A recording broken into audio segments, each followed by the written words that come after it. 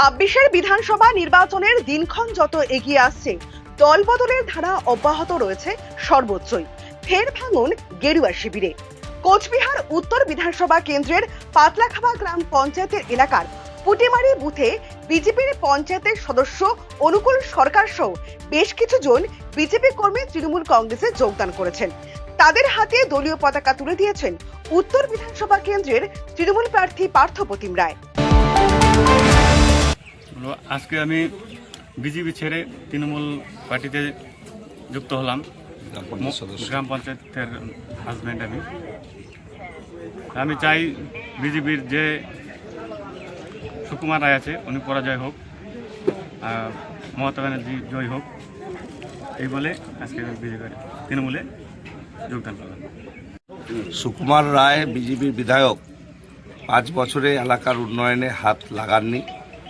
অনুকূলদের মতো গ্রাম পঞ্চায়েত সদস্যদের সঙ্গে টালবাহানা করেছেন, কথা দিয়ে কথা রাখেননি, এলাকার উন্নয়নে মানুষের পাশে দাঁড়াননি, তাদের বিপদে দাঁড়ায়নি।